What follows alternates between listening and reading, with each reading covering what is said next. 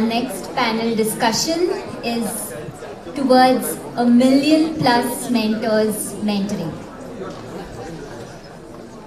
Across the world, mentoring movements have scaled when individuals and institutions alike see mentoring not just as a programmatic intervention, but as an act of giving and growth.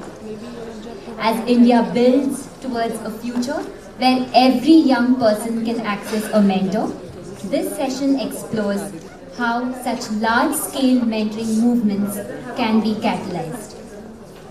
I call upon Raghunath Rajan to moderate this discussion.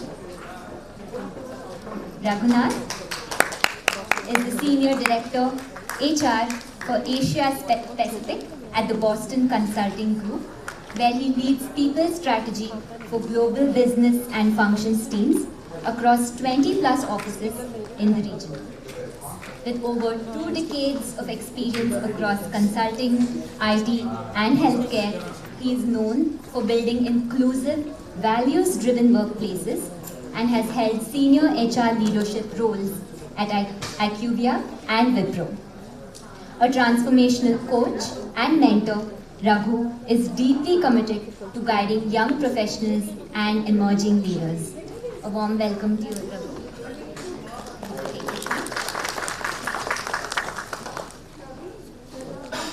Let us welcome the first speaker for this discussion, Priyanka.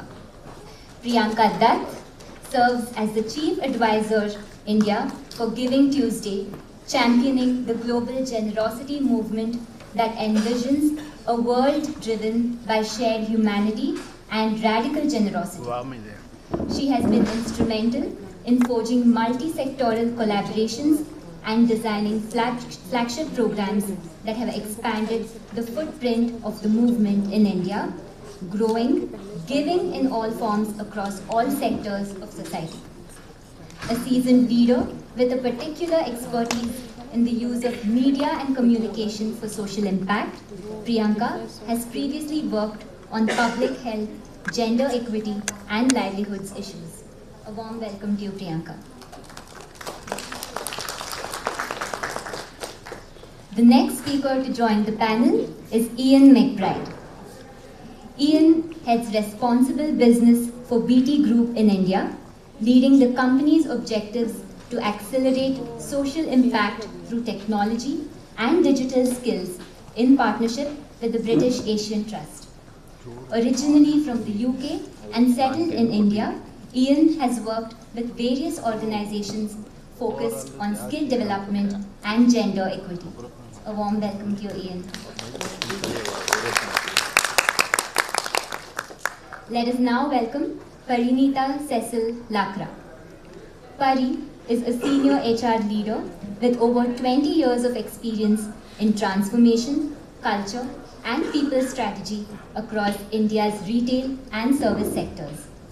She is currently the program manager for culture and transformation at IKEA India, and as the company's former CHRO, played a key role in scaling the HR function to support IKEA's expansion from a single store to a national omni-channel presence. An ICF Associate Certified Coach and part of IKEA's global coach pool, Pari is deeply passionate about cultivating cultures where people and business grow together. A warm welcome to you, Pari. I now hand over the floor to Raghu to lead the discussion. Over to you, Raghu.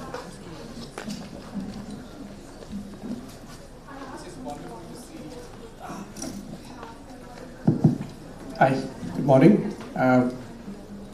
How's the Josh? I can't still hear you. How's the Josh? How's the Josh? How's the Josh? Thank you. And in case you don't understand that, that's a movie bit to kind of make sure we get the energies up when we start. I'm low on energy, so I'm expecting each one of you here to kind of motivate me and give me the confidence to sail through this for the next 45 minutes. It's an honor to be here in a room filled with people who deeply care about learning, mentorship, and who want to give truly. So thank you for being who you are. India, I think we looked at a few slides earlier today, right? We are at unprecedented times of transition. Arguably the youngest country in terms of the generational wealth we have. Two, we're talking about inclusive growth, and it can't be a better time for having a mentorship summit like this to kind of stitch all of this together. We need policies for sure to scale, but what's more important is people who choose to give their time, talent, and treasure. And I stole that from the lady who's sitting next to me when we spoke a few days back. Priyanka, I loved it so much that I could not stop myself from putting it in my notes. Personal reflection. I've been associated with Mentor Together for about 7 years now. I mean, it's hard to believe. 2018 was the first time somebody from Mentor Together pinged me and said, rather I showed interest and said I want to be a mentor. And since 2018, it's been a fascinating journey to be a mentor with this group. And every year, it's been a phenomenal learning to be a mentor as I grow as a person. So everybody asks me, hey, what is it to be a mentor, right? What is it, right? What is it for you to be a mentor? I think there's something very deeply profound, right? So every year, I think I've learned more. I've become a better human being. And then more importantly, I've grown as a person and as a professional in my capacity, both at work and at home, to be a better human being. And that's what mentorship has done to me. That's what being a mentor has done to me. So I would, if you're not already mentoring, this is an invitation for you to kind of explore that as an option. I wouldn't be here, I can definitely talk about myself, I wouldn't be sitting here today if not for the generosity of the kind of mentors that I've had over the last 20-25 years of my life. For me, mentorship is fundamentally three things, right? In every single conversation of mentorship is three things. One is dharma, it's just the responsibility of acting, right? Two, karma, your action, how do you kind of act in a given scenario? And three, seva, pure at its heart, service. It's as simple as that. How do you serve people? And then that for me is mentorship in every single conversation. Today, I have the honor and the privilege of being in the stage with three amazing human beings and amazing leaders in their own facets. And I'm truly honored to be here with you all. And we will spend the next 35-40 minutes doing the time check. All right, good. So how much time do we have? 40 minutes? Okay, you've been generous. So we're going to look at three broad dimensions. We're going to start with Priyanka, and we're going to talk about mentoring as an act of generosity, and what it takes to inspire citizens to give their time and skills. So that's what we will discuss deeply with Priyanka. And with Pari, I'm going to call you Pari. We'll talk about embedding mentoring into learning, more importantly, leadership, and building an inclusive workplace. And I'm sure you do a lot of that in the beautiful organization that you work, IKEA. And Ian, we will deep dive with your expertise into you, somebody who's bridged CSR and L&D, and how can mentors create shared value both for business and society at large. So these are three broad dimensions that we will dive into today for the next 40 minutes, 35 minutes. And we will learn to understand how do we connect generosity, leadership, and learning together, right? Sounds good? All right, okay, fantastic. So let me begin with my first question to Priyanka. And, oh my great soul. So Priyanka, you've often spoken about generosity as going beyond money. And what does it take to inspire people to give their time and talent? And how can we see mentoring itself as a powerful form of giving that helps people discover their most generous self? Thanks so much, Raghu, and thank you to the Mentor Together team for inviting me to be here. I wanted to start by saying that there is no stealing in the Giving Tuesday world, so you're more than welcome to use the 5 T's of generosity. I'm going to start with a tiny personal story, which is, I've spent over 2 decades in the social sector. And when I was making the shift into Giving Tuesday, this was a whole new world for me. I knew nothing about movement building, I knew nothing about, growing community-led generosity. And I was having a conversation with our CEO, who's also one of the co-founders of the movement. And I was talking to her as a leader of teams. and I was talking about having mentored people on my team who had then gone on to do wonderful things. And she literally stopped me in my tracks by saying, you do realize that mentorship is a form of generosity. And I hadn't made that connection. In all those years, I hadn't made that connection.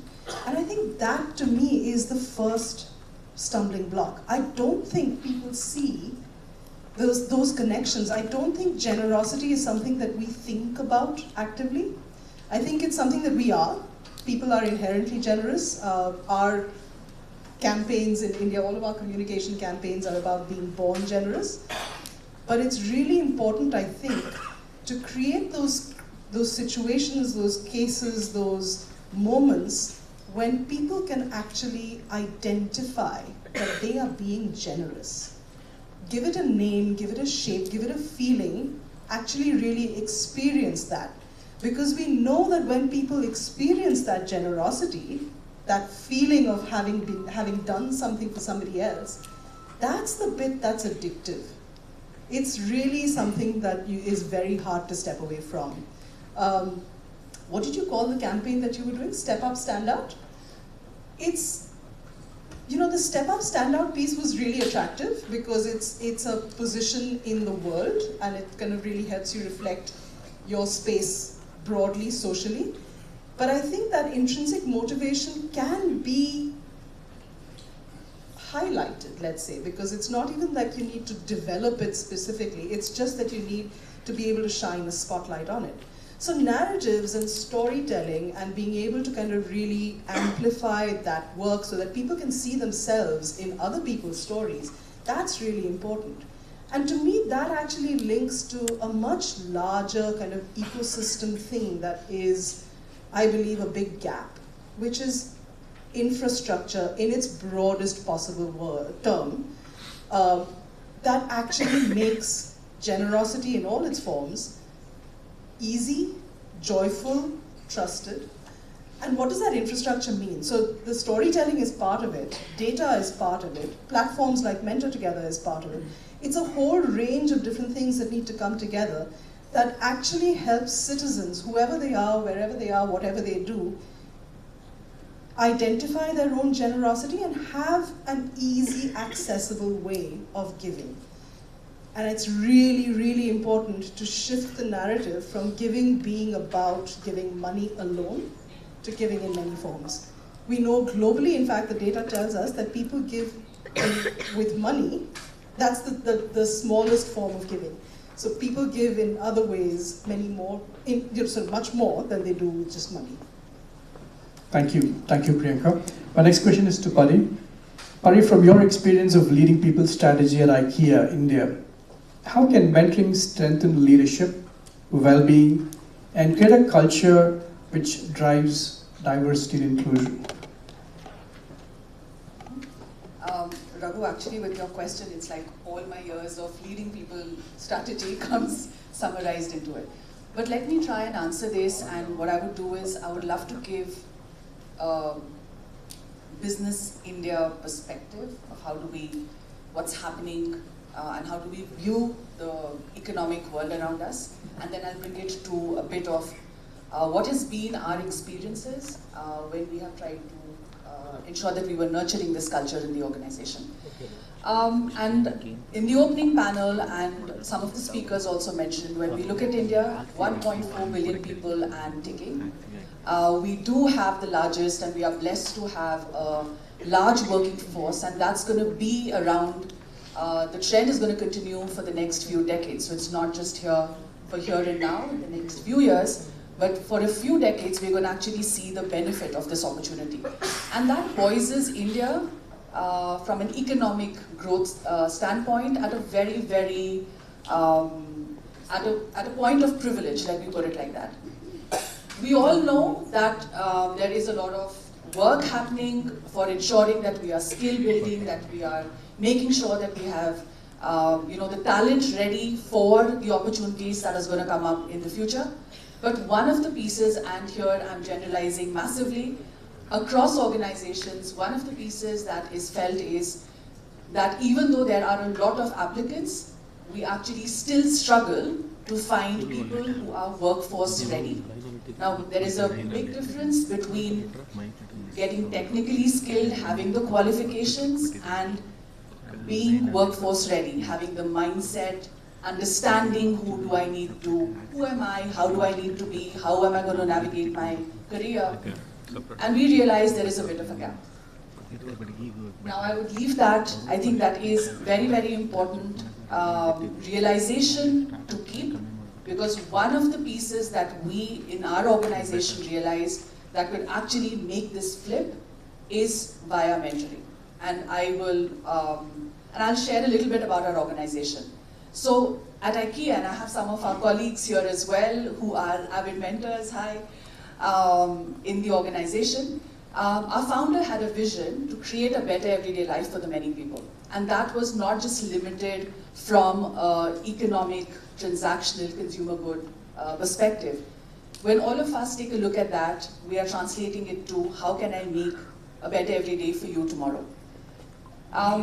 Linking it back to India, when we realized that there is immense opportunity for us, however, there was a bit of a gap that we saw.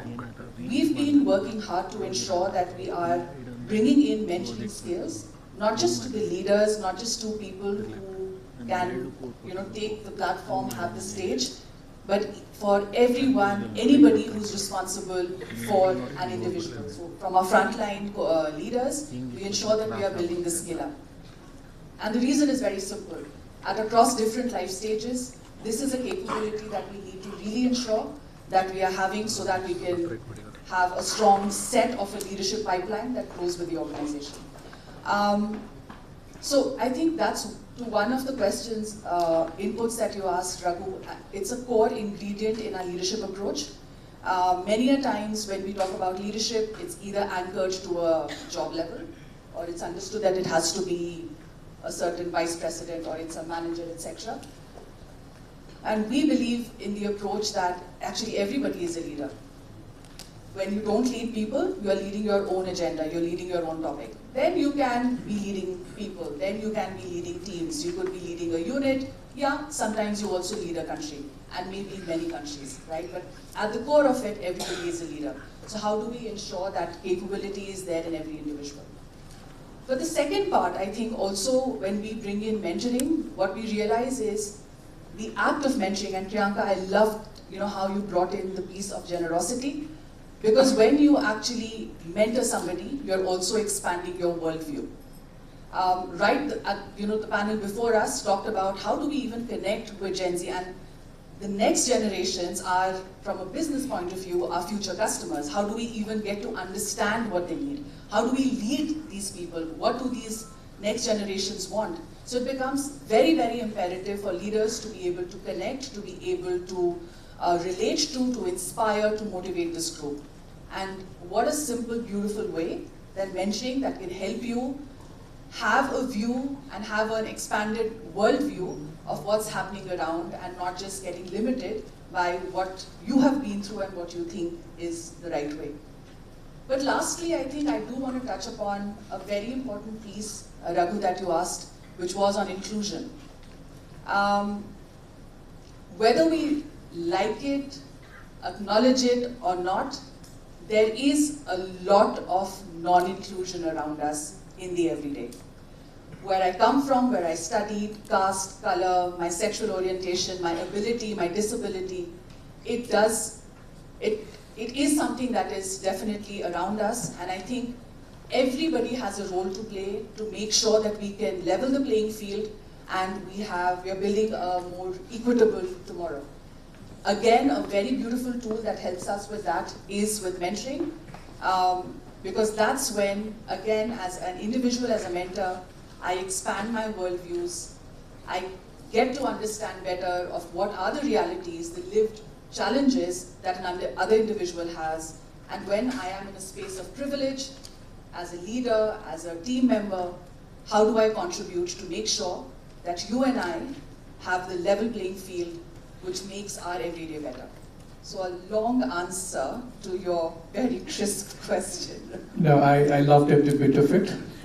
So from generosity to leadership, Ian, I'm going to go to you next. How can corporate volunteering and skill-based mentoring connect business goals and social impact. What does that mean for mentors? How do they grow through this connection between purpose and performance? Thank you, and very nice to be with you both, and all of you on the stage. You're very poetic, Raghu. I never really realised that before. And thank you for the question.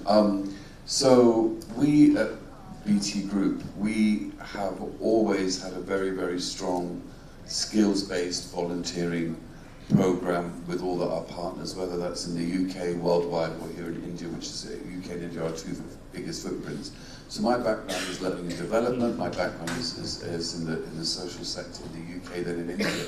And having worked in the development sector, I was always very, very keen when we started our series of programs about 6-7 years ago, that I was not going to make the mistakes, or we were not going to make the mistakes of so many organisations that funded that were just going to do volunteering for volunteering's sake. So we were not going to just go en masse and create a big fracas at a non-profit organisation on their community for a day just for a picture or something to put in our annual report. I was very, very keen, and I also knew, having been on the other side, in the non-profit side, that we would often please our funders by doing whatever they asked, because they're our funders and we want to please, and we don't want to upset anyone. But I was determined, we were all determined we weren't going to have that type of organisation, so that any skills, any volunteering that we did had to be identified by the organisations that we supported, and they had to be supported by skills that were useful for them as a business, So non-profits, yes, they're non-profits, but you're still businesses. You still have a comms team, you still have finance people, you still have tech people that you need to support everything that you do. And though we are a technology company, we have all those people to support that business, just like every other business does. We have people who are experts in cybersecurity, we have experts in communications, and they can all add to that. So and that's not necessarily a popular view in an organisation, because people want to see mass and they want to see numbers and they want to see spectacle, and I was never very interested in any of those things. And so right from the start we were keen that we would have a set of programs where we would be led by the organisations that we support and what they needed, and we would respond to that. Now, so you have all those skills, but then you need that ecosystem when you're in any program that supports it, whether it's a program on the ground or whether it's a volunteering program. And when we started working with Mentors Together, it became very, very clear that this was a powerful tool to support the whole ecosystem around the actual physical work that our partners were doing on the ground. Because it's not just a question, BTR focuses digital skills and employability, and that's in the UK and in India. And they have different challenges, even though it's the same focus. But we have to have a different approach there. But we found that mentoring, along with a whole raft of other kind of support mechanisms, were absolutely imperative in getting people, making them employable and getting them ready for the workforce. I once worked out in a school in rural UP maybe 8-9 years ago with a great program, great sort of programs, but then it was, where next? You've got this great training program, but then there are no jobs in that area. We don't encourage people to move jobs. So what do you do? There's so much that you need to support that with. And we found that working with young women, and through Arundhati's organisation, Arundhati, you're always on your phone. I'm going to say, put the phone down. We found that, totally. What was it? Yeah, we found that mentoring was a really, really powerful way of supporting young people and women and getting them the support that they needed for all the reasons that people talked about earlier. Getting them access to networks, getting them the support they needed in all other sorts of ways. But then what we also found was that mentoring is a hard sell as a volunteering prospect. It's really, it's time consuming. It requires a lot of not just time investment, but it also requires a lot of training, sensitivity, and people are not always necessarily have the sensitization that they need or they ought to have working in particular communities or with community groups. And also with such a structured program that you got, and that's one of the reasons it appealed to us so much, because someone talked earlier this morning about mentoring being buddying or being something else. This is a structured mentoring program. There is a training program, there is an interview, you have to go through a whole process, and that appealed to us because it meant we got the commitment that we had. But it's a hard sell because of the time commitment, and there was also a fear amongst some of our people that you may fail that you go into this process and then you fail, or you don't pass, or you're not accepted. So that means that we don't always get the numbers that we've got. So, but when you started to stress to people the skills that they were gaining rather than what they're getting, so you kind of flipped it around to what was in it for them rather than the mentees, that's when we started to see that it was a more attractive proposition as a volunteering proposition, because you'll be able to look at things like your communication and coaching skills, and we can say, well, that's a leadership capability that is required by every organisation. You can also talk about developing your emotional intelligence, and that's something, or your cultural sensitivity, which if you're leading a global team, are two vital skills that you need to have. So, and then once again, making a business case was for why mentoring was important. One of the greatest successes that we had was we realised that we could start recruiting from Mentor Together's community into our work. And I always said that's the biggest test. You can say you're imparting skills or training or doing all this work that surrounds it, but unless you're in a position to offer jobs to the people from the communities that you're training, then you're not really doing it. You can't really say, and that's the ultimate test. Can you employ the people that you're trying to give support to? And I'm very pleased that at BT that we've done that. We've taken on apprentices, they've stayed the course for a year, they've now become engineers in our organisation.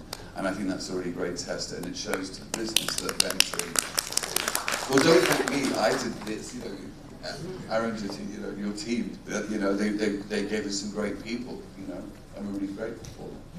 Thank you, Ian, for leading the example, and can't thank BT enough for not just embodying this whole program, but also kind of leading the example in terms of hiring people who've actually been through this mentorship journey. So thank you for that. Priyanka, I'm going to turn over to you. Drawing from both global and Indian experience in mass participation and giving, what lessons can we bring to mentoring? How can we build an ecosystem that's going to make it easy, trusted, fulfilling for millions in India to join this movement of generosity through mentoring? So, I think it's important to contextualize mentoring within a larger volunteering narrative. There's some, I think, Ian, you talked about a whole bunch of different drivers, like why is it that people are going out to mentor? And I think you need to think about, we all need to think about how to kind of expand that so that it goes beyond, corporate volunteering, which is mentoring, showing up as mentoring. How do you appeal to those individuals? How does that become this mass movement? And there's a whole bunch of different drivers that you can try and experiment, and different things will work for different communities. There's one particular driver that I find fascinating, and this is data from the US.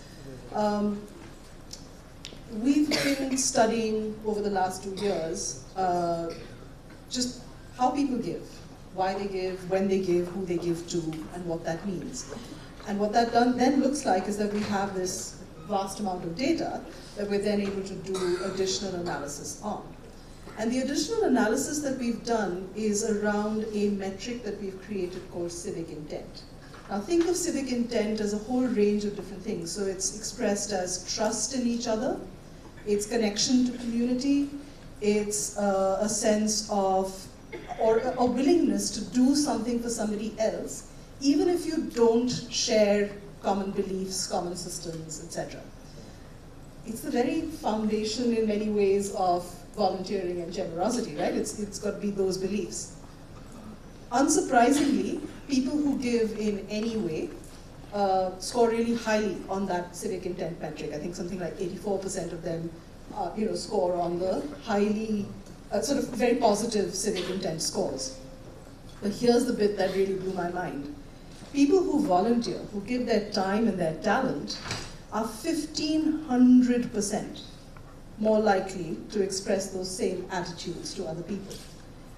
And that to me is a huge opportunity, because the thing with generosity, the thing with any gift of time, talent, treasure, testimony, all of it, is that it's so much more than the gift itself, because it's an expression of connection, it's an expression of community, it's an expression of belief in change, it's an expression of agency. And how do you then really kind of celebrate that? How do you make that something that's so much bigger than the individual gift, than the individual action? And the data is showing us that there are opportunities to do this. So I think it's really valuable for us to think about this less as programs, less as individuals, but really how does all of this connect to each other? How is BT connecting to what IKEA is doing? Mentor Together is doing this in some ways because it's a platform, but then how is Mentor Together connecting with other platforms like that? Where's the movement and how do we build that movement? Because that's really where the opportunity is going to be to get to that million mentors. Thank you. Thank you for sharing that. We'll have time for questions from the audience for sure. I promise you that, right? So let me finish a few questions that I have in mind to ask, and then we'll definitely come back to the audience. Pari, to you. IKEA's social entrepreneurship work. I've read about it. It's fascinating. How can business drive real social impact, right? So talk us more about IKEA's social entrepreneurship work and how to engage employees in mentoring beyond workplace. Thank you so much for that question, Raghu. And I think being in the organization for long, for the work that happens through this part of IKEA, I get blown away as well. But before I share a little bit more about that part of our organization, I think having spent a few years with human resources, when over the years, one of the pieces that we have started to see come out very clearly from aspiring hires for us is that it's not about what the organization does and what it stands for, but also how they deliver their business. So it's not only about the what, it's also about the how. Profits are great, but what is the purpose? And more, I think, and that probably I also indicated to a great place of privilege in our development journey, that people are at a point where they can exercise this choice. And it's actually being able to, in Hindi there's a saying, right, roti kapda makan, you think beyond that, you're actually looking at the direction in Maslow's hierarchy towards what can I do to achieve self-actualization. And in our organization, I think that's also been a very integral part of what we do. It's about realizing and always remembering that we are part of a bigger ecosystem. And it's not just about our profits and our growth, but with us, how can we enable movement and development that can happen across different intersections and segments where we can have interactions. Either we've had it in the past or we can have it in the future. And I think to answer this question, a great sponsor of having experienced it, Arundhati, yourself, IKEA Social Entrepreneurship Initiative is one of the programs where IKEA, along with Ashoka University from America, works with a selected group of NGOs from across the world, NGOs, individuals who are working in the larger spectrum with communities, children, environment, I mean, you name it. And the idea and the intention is not about funding, but being able to bring capability to help these organizations amplify what they have a massive passion to do. And for this program, we have a lot of individual volunteering from the organization. So it doesn't matter if you are a frontline co-worker or you are a CEO somewhere.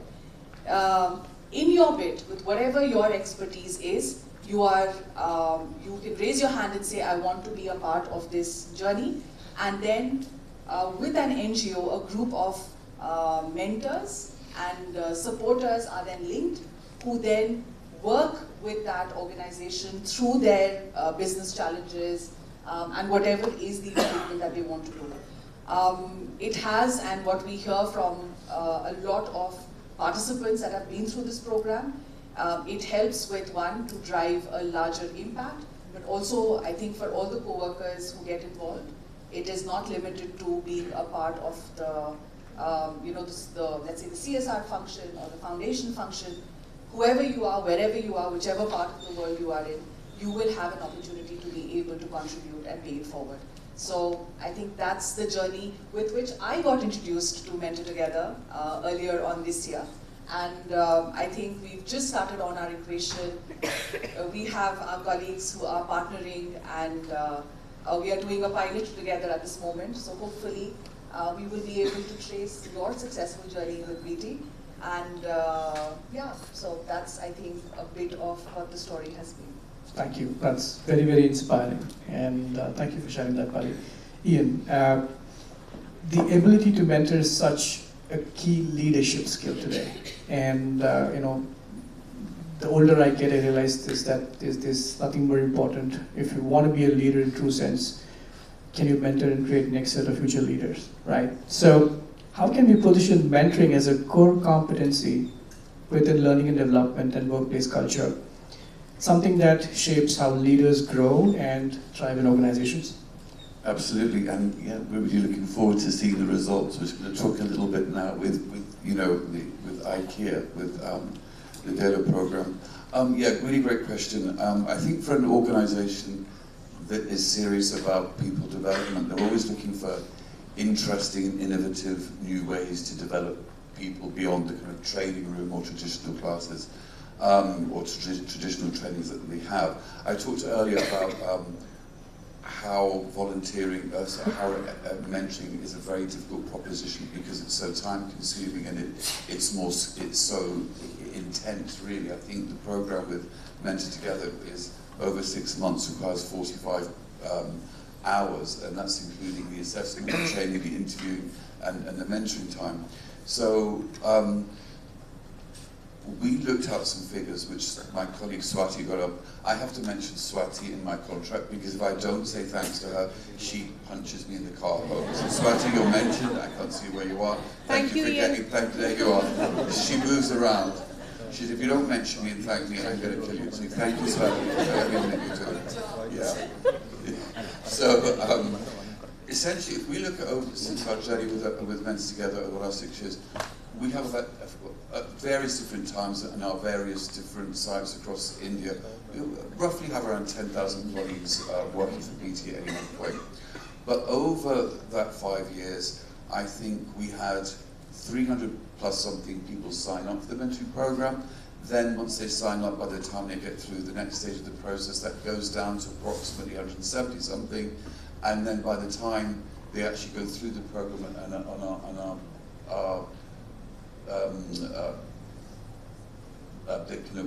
what's the word? Matched, and go through it, it gets to about 75%. So at each stage of the program, it reduces by about 50%, which is, not great. And it's because it's quite, it's not an easy program to go through.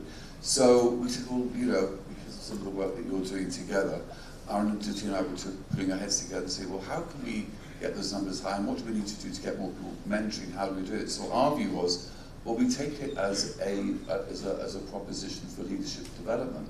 So we go to our people and say, well, actually, rather than just a volunteering opportunity, here are the skills that you can gain if you become a mentor. So if you're kind of a Band D first-time people manager, this is a way that you can advance your career. These are the skills that you'll develop, and this is the time skill that you'll get. So what was interesting was normally when we put comms out, or Swati puts the comms out, about our volunteering, we'll get an X response.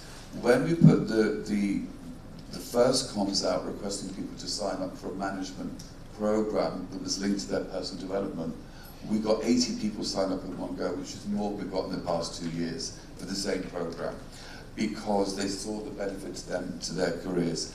And I think we started that about August, September, and I think we've only had 2 people drop out.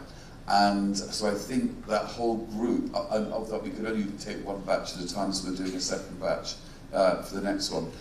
And our retention rate for that, I think, is 97%, which is unprecedented, I think, for a mentoring program.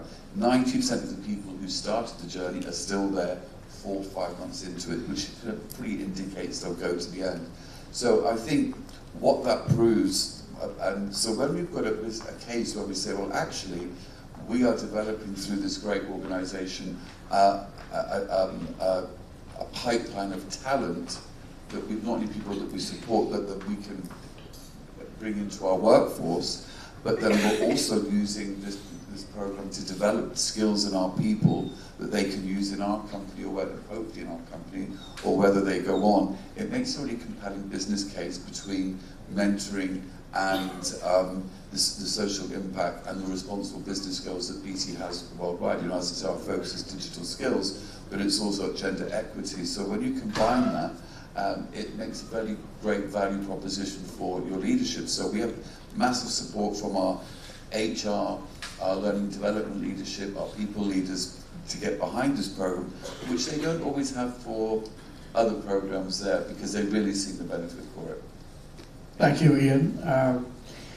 Okay, I'm going to open it up to questions from the audience. Okay, I see 1, 2, 3.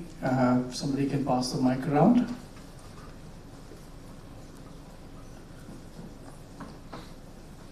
Okay, the mic is there.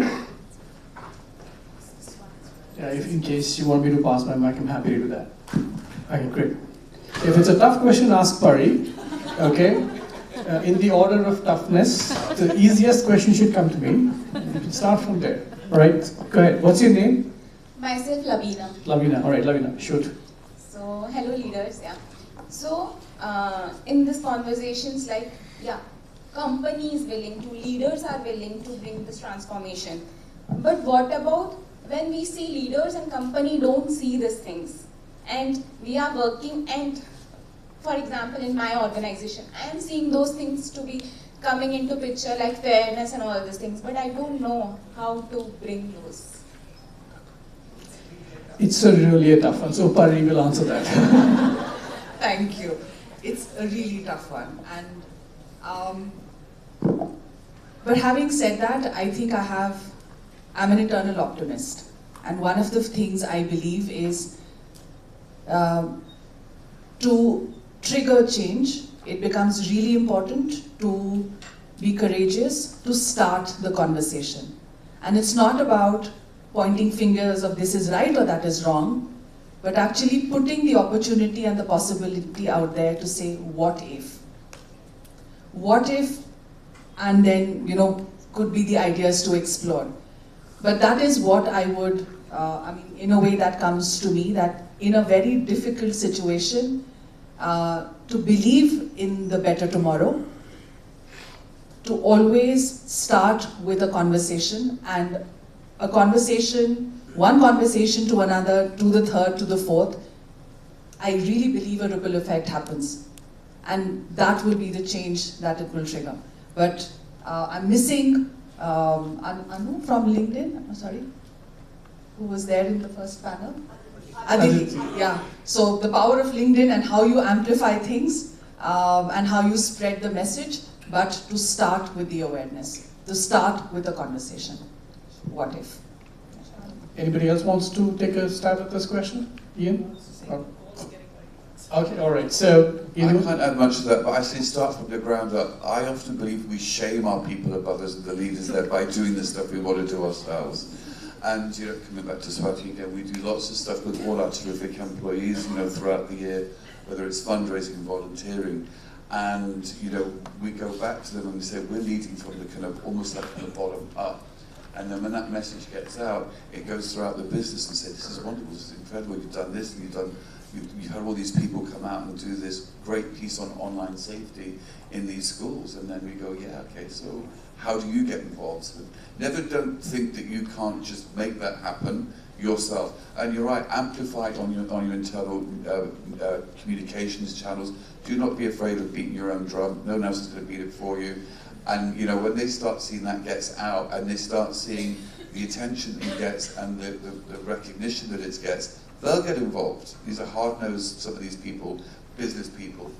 And you know, when they see, you know, that they're getting attention, a little bit of that shine rubs off on them. I'm not saying that's altruistic, but it's the reality of it. That's probably really just to add, advice. just sign up on the app of Mentor Together. You start, you do what you want to do, you're passionate about, and I'm sure that goodness will rub on to the others, right? And you don't have to always have the leaders align with what you want to do. It can be bottoms up sometimes, right? Thank you for asking that. Anybody else who has a question? I see somebody here on the left. Okay. Your name and then the question, please. Hello, I'm Sheetal from Dream to Dream. My question is, there is career mentoring and there's also emotional support that goes into mentoring, right? So I love the points that you brought out as anybody can be a mentor. It need not be someone in the leadership position. Just the intent and the passion to be a mentor is important. So how do you train your mentors to also address the emotional quotient behind it? Because when you are getting into a career, there's also an emotional bit that comes into play, right? Not just the technical skills that's obviously first, but also the background, the baggage that's one individual might come in. So how do you deal with that with your mentors? How do you train them for this? Beautiful question. Anybody who wants to take a stab at this? I'm happy to talk about it as personal experience as a mentor. I currently mentor somebody who has just finished, is in her second year of college. And she's, struggling with, you can imagine what a 17, 18-year-old girl in India today is struggling with, right? It's just the pressures on her are immense. And I find that month on month, every conversation I have with her, it swings from, this jubilation and excitement to real fear and trepidation, and that sort of helping her manage her emotions, because it's not my job to manage her emotions, but it's my job to help her figure out the tools she needs and give her the resources she needs. And that's actually 90% of what my conversations with her are about, because the rest of it, the hard skills, all of that stuff she will learn. There's other places to learn. This, I think, is, to me at least, as a mentor, that's my primary responsibility, is to give her the skills that equip her to deal with the world, to prepare her to go into what can often be a really tough work environment, depending on where you are. And not all of us have great work environments. It's a struggle sometimes. So really that, to me, is vital. It's got to start there. But any frameworky things? I think a little one, and we are on an amazing platform, and I do want to call it out. Even as mentors, we also have mentors. So if I would be stuck without divulging any details, I would also look up to my mentor or discuss with my mentor of how can I help somebody else. But completely spot on with Priyanka. Lived experiences are really, really important, both for the mentor and the mentee, and even on this particular aspect as well. We learn as we go. If we can just add, you could have multiple mentors, right? You want to build on technical expertise, you have a mentor for that. But you want to cope up with something, you need a coping mechanism, you want to understand how to deal with something that's a past baggage, trauma that you used. You could find a different mentor to do that for you. And again, don't expect one mentor to solve everything for you, right? So it's not fair. Don't expect one partner to do all things for you. Don't expect one mentor to do everything for you, right? So you need to find different mentors who have what it takes to help you in that space. And believe me, you will find enough and more mentors who are happy to kind of work with that person in the space of building some of the aspects that you spoke about. And thank you for asking that question. All right, last question maybe. It's not a question, just addition. Sure. There is a difference between mentor and counselor. So mentor cannot do everything. So sometimes mentor should refer also. Nobody can do everything. So for emotions, emotional support, there are counselors, there are therapists, there are psychiatrists, and we can just provide psychosocial support at the first level. We cannot give 100% support to the mentee. Great point. My question was a little different. My question was on the training that can be provided to address if you come across like an emotional confrontation that your mentee might have with you as a mentor, Sure. or something that you might have. So I was talking more on the training aspect. How do you train How do you aspects? train one to deal with these things? I'm not looking at mentors as a therapist or a counselor. Sure, I'm sure. looking at mentors, how do you deal? There would be situations where your mentee would come and talk to you and tell you, Sure. hey, this is what happened in my life, right?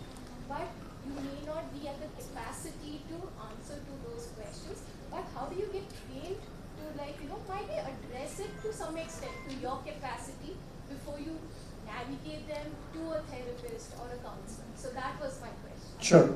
I'll take a shot at it. Ian. No, you want to All right. okay.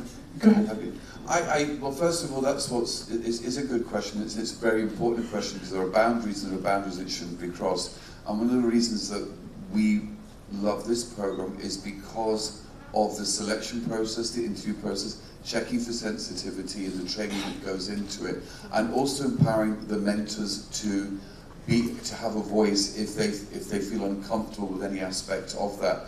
We have only throughout our whole program had one instance where this has happened, and thankfully the mentee spoke out and said they were not comfortable about a situation, but most of our mentors have gone through that, and as I mentioned earlier, that's why the dropout rate is so high, because it's hard work, because you're having to deal with all the issues of sensitivity, the kind of language that you need to use, when to draw a line between the personal and the professional, when to possibly identify that there is a situation there that might need to go for a separate piece of professional help or be dealt with someone else. And that's why I really love this program, because it deals with that upside. So it does mean you've got a higher dropout rate, and it does mean that people might be afraid to fail, because it's got to be by nature that you're connecting to people across different parts of the country, sometimes different parts of the world, and you might have cultural differences that may not be understood. So that training piece is important and vital.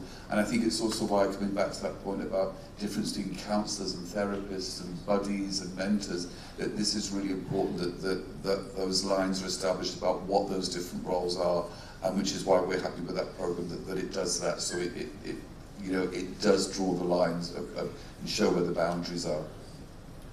I don't know if Aaron, if he wants to kind of add to that. Short answer. 2018, when I signed up with the app, there was this beautiful woman in Better Together who said, I'd spent about 15 years in HR by then. She said, you don't know anything. I said, okay, thank you. And then she taught me what mentoring is in true sense. Falak, if I remember the name right. It was an ego thing for me, right? So I know this, I do this for a living, but when I signed into the app, they actually have it so beautifully structured and organized that you actually learn so much. And specifically things like you said about how to actually mentor. What do you do, what do you don't do, where do you draw boundaries, and a ton of learning. So I would strongly advocate for the app and for everybody to experience the app to learn how to mentor in true sense. Right, question there? Yeah, please go ahead. Maybe this can Priyanka or Ian can pick up. In the context of mentoring, how do you bring and generosity? How do we bring accountability towards the mentor? If structure is the answer for that, will it hinder our billion plus goal? Because in usual case, when I'm being generous, I'm always expecting accountability to the other person. But in case of mentoring, the accountability is actually mostly on the mentor. So how do we work around that and the limit scale?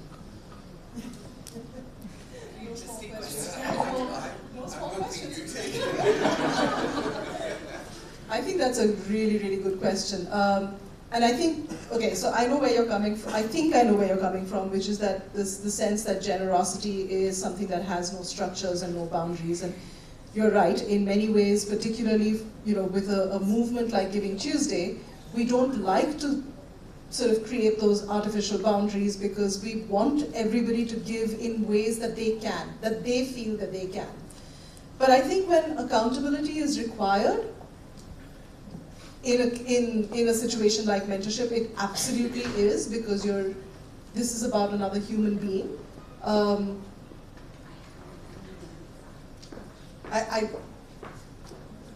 maybe it's part of the training as well, and maybe it's part of this whole thing about, but what happens when, I'm rambling a little bit because I'm trying to figure out what happens when you have a mentoring relationship that is outside of a structured program. That's really where the risk arises, right? And I think it is really about narrative, right? It's about what are we saying to each other, even when you're being generous to each other without boundaries. What is it coming from? Where is it coming from? And I think it is that connection to another human being, and sort of being able to double down on the fact that it needs to come with respect, and it comes from a value system that sees the other person not as less than or doesn't have and therefore I'm doing. So a lot of it has to come from that value system, and that's where, again, I think we need to, when we're talking about generosity in its widest form, it's generosity, it's not charity necessarily, because charity often comes with an inherent power narrative. So I think that's one of those things to be really careful of. Yeah, I'm not sure that that's a great answer, but it's the beginning of a thought at least. And if anybody else has any ideas to answer this question, I didn't get your name, but Nityanand. Nityanand. Any answers to Nitya's question, that would be great. Right, I think Arundhati's showed me that we are on time at least 5 times now, right? So I'm going to leave you with this thought, right? So this is an interesting quote. The meaning of your life is to find your gift, and the purpose of your life is to give it away. Let me repeat that again, right? The meaning of your life is to find your gift, and the purpose of your life is to give it away. Look at mentorship as a gift that you can give away, right? And it will, I can promise you, it will leave you fulfilled for the rest of your life. With that, I want to thank the esteemed panels here. You were fabulous, and you made my day. Thank you. Thank you all for being a nice audience and not asking difficult questions to me.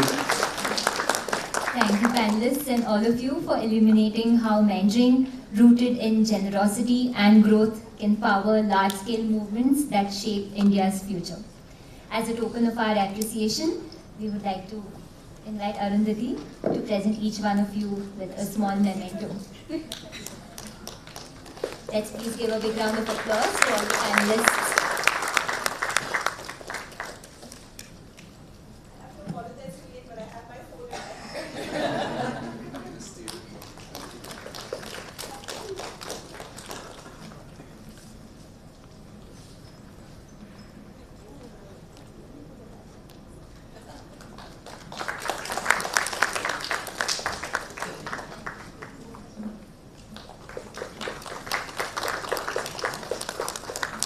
Thank you, Arundhati, and thank you everyone once again.